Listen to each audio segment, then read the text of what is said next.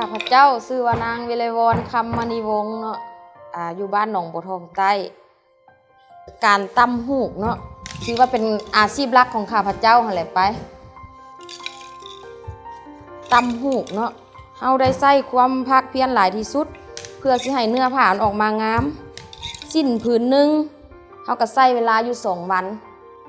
ปกติมันสิ้นจุดนี่เนี่ยเฮาสิเฮ็ดยากเพราะมันมีลวดลายถ้าว่าเป็นสิ้นธรรมดาเฮาก็ใส่เวลาเพียงมื้อเดียวก็แล้วการตำหูกเนาะถ้าว่ามีสิ่งใดมารบกวนเฮ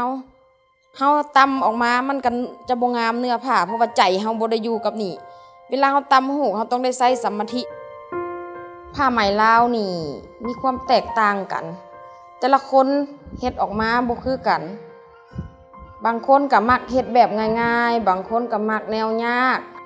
วิธีตำนี่แม่นตำแบบเดียวกันต่างแต่ว่าลวดลายหั่นสิเฮ็ดต่างกันเนาะทุกอย่างที่เฮาเฮ็ดออกมาเฮาต้องได้คิดลายออกมาเองแต้มใส่กระดาษออกมาแต้มใส่เจียออกมาแล้วเฮาก็มาคิดตระกูลของเฮาแล้วมันตำหูกเนาะเกิดมาแล้วเห็นโลดพ่อแม่ละพาให้ตำหูกเป็นการสืบทอดก็ว่าแม่นอันผู้หญิงลาวเฮานี่เนาะส่วนหลายเพิ่นก็จะยึดถือแต่ผ้าไหมลาวเป็นต้นเป็นการตักบาตรบ่ไปงานดองบ่ผูกแขนต่างๆก็ต้องได้นุ่งสิ้นไหมเนาะการตำหูกว่าเมื่อยบ่ก็เมื่อยตำหูกเมื่อยแล้วเส้นฮอดเวลาแต่งหมากคั่วกินสิให้เฮาท้อถอยก็บ่ท้อถอย